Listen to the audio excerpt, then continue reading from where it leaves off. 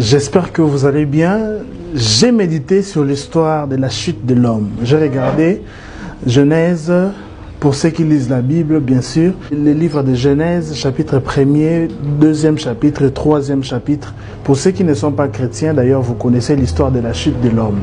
Il est dit que la femme a mangé le fruit que le serpent lui a donné. Par là, j'ai compris une chose, que le mari a le devoir de contrôler les fréquentations de sa femme. Si Adam avait le temps, ou Adam avait la révélation de contrôler les fréquentations de sa femme Ève, je pense qu'il aurait compris, ou il aurait remarqué que Ève fréquentait déjà les serpents. Et cette fréquentation a eu des répercussions jusque dans les générations futures, dans les générations qui ont suivi. Donc Ève a commencé à fréquenter Satan et de cette fréquentation, elle a mangé le fruit.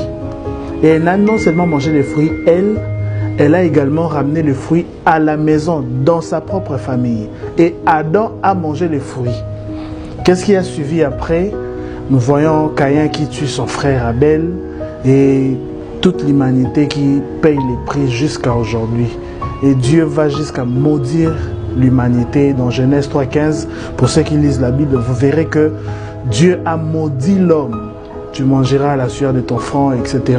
Et à la femme, j'augmenterai la souffrance de tes grossesses, tes désirs se porteront vers ton mari et il dominera sur toi. Bon, etc. Alors par là, je voulais vous conseiller, vous, couple qui me suivez, que vous soyez homme ou femme, apprenez à contrôler les fréquentations de votre partenaire. C'est très important. C'est vraiment très important parce que les fréquentations que vous avez aujourd'hui, que vous cachez à votre mari ou à votre femme, peuvent amener les fruits dans votre famille, dans votre foyer.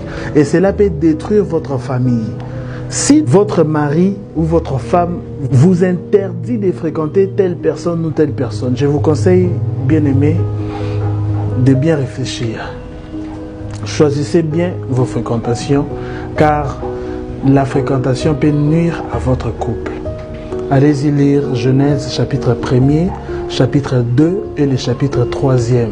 Vous allez comprendre ce que je vous dis aujourd'hui.